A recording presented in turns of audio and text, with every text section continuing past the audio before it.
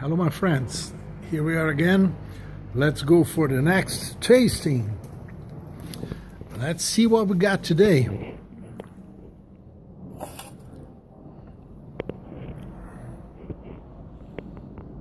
Fantastic. Casa Marin, Abarca Hills, Vineyard, Pinot Noire. 14% alcohol, vintage, 2008. Well,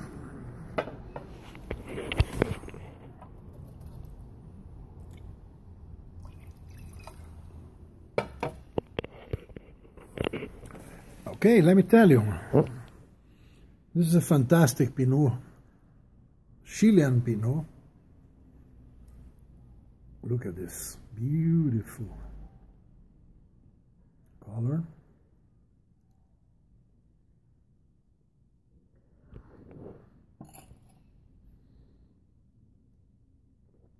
Okay, this is a fantastic Pinot from Chile, from Casa Marin.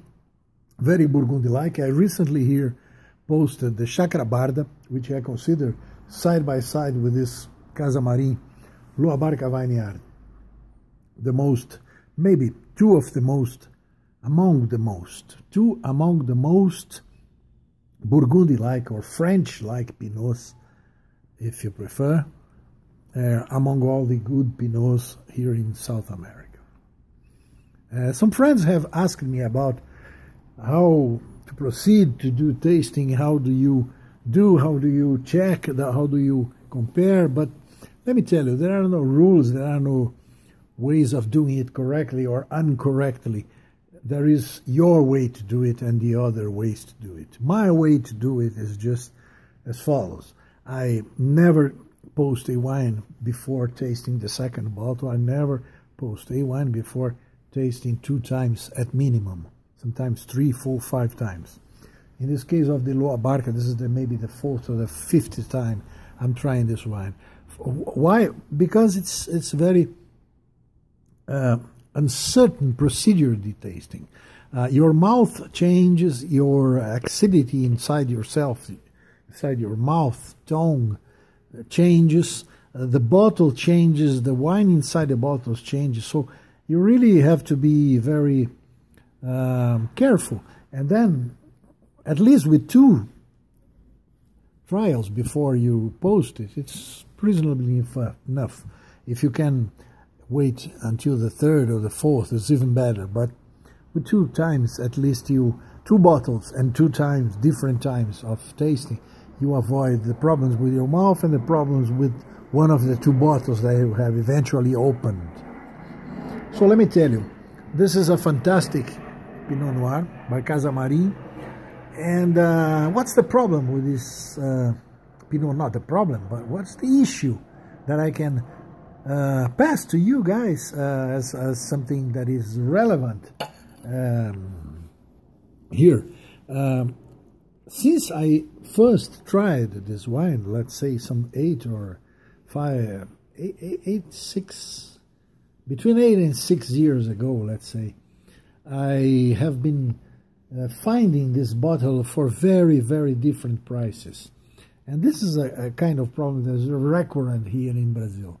We don't have patterns, we don't have comparison here in Brazil, and so we have different patterns of prices, and sometimes you get lost among all these different prices. But let me tell you, check international prices. This is a bottle that is very, very reasonable if you find anywhere around between $30 and $40. So here in Brazil, with 70% tax, let's say between $50 and $60. So if you pay between 150 reais and 200 reais, you'll be paying a fairly enough price for a fantastic Pinot.